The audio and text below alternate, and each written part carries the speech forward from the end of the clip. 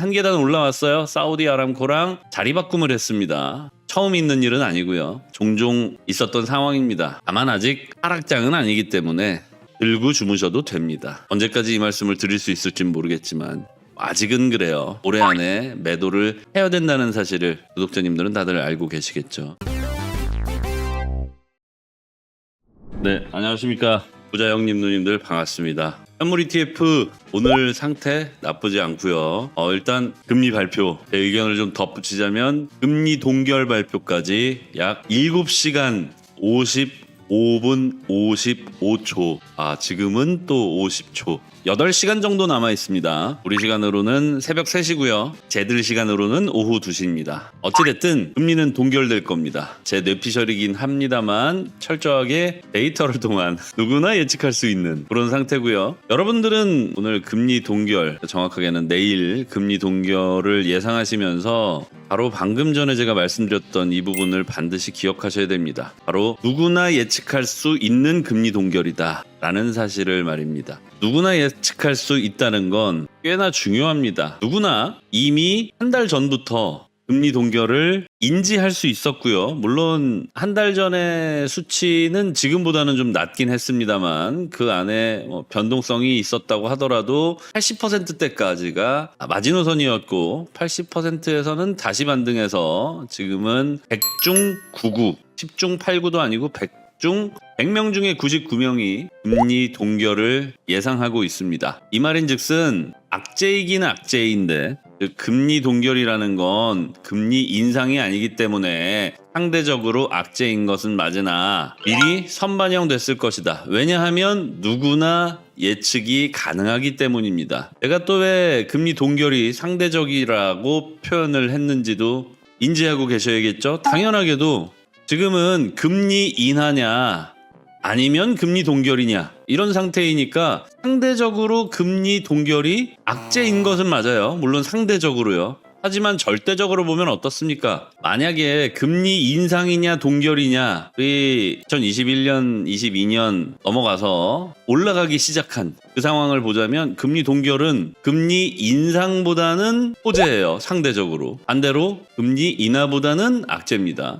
상대적으로요. 다만 절대적으로 보자면 금리 인상은 악재이고 금리 인하는 호재이나 금리 동결은 이전보다 나아지지 않았을 뿐이지 이전보다 악화되지는 않은 거란 얘기입니다. 쉽게 얘기해서 절대적으로는 금리 동결이 악재는 아니라는 거예요. 그냥 현상 유지다. 자, 이게 바로 현물 ETF에서부터 보여지고 있습니다. 정확하게는 차트에서 지금 약간 장외거래에서 1%대 중반 후반대에 장외거래상의 상승이 있기는 합니다만 이것보다는 저는 어제의 거래에 주목을 합니다. 어제 블랙락에서 어마어마하게 샀어요. 그리고 그 전일에는 텔리티에서도 좀 많이 샀죠. 지금 나스닥이 작달나고 있다는 건 다들 알고 있습니다. 그죠? 나스닥은 애플 이하, 애플이 시가총액이 가장 높기 때문에 애플 이하, 애플 미만 전부 다 내렸습니다. 애플, 마이크로소프트, 엔비디아, 아마존, 구글,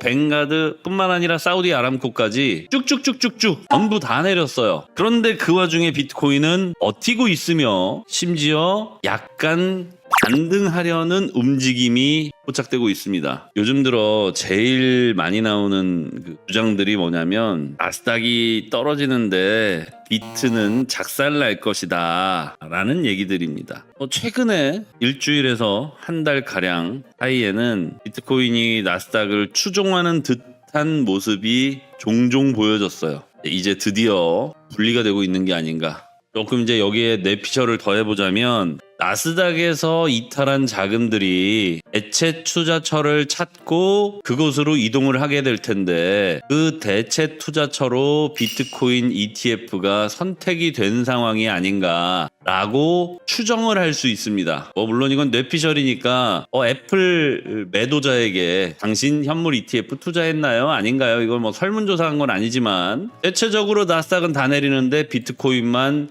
잘 버티고 있거나 아니면 약간이지만 오히려 시가총액이 높아지는 그 와중에 비트코인의 시가총액 순위는 한 계단 올라왔어요. 사우디 아람코랑 자리 바꿈을 했습니다. 처음 있는 일은 아니고요. 종종 있었던 상황입니다. 다만 아직 하락장은 아니기 때문에 들고 주무셔도 됩니다. 언제까지 이 말씀을 드릴 수 있을진 모르겠지만 아직은 그래요. 올해 안에 매도를 해야 된다는 사실을 구독자님들은 다들 알고 계시겠죠. 아무래도 발표 앞두고 지금 거래량이 바닥을 향해서 내려가고 있습니다. 매일매일 매수와 매도벽이 공반에서 얇아지고 있고요. 그 와중에 투자 심리는 크게 위축되어 있습니다. 최근에 제가 제일 많이 말씀드린 게 그렇게까지 투자 심리가 크게 위축됐음에도 불구하고 1억 2천만 원이다. 말씀을 굉장히 많이 드렸는데 어제 오늘 보여진 변동은 다른 것보다 그 무엇보다 시봉상에 양전이 있었다. 추세 위로 올라갔다는 얘기예요. 그리고 아직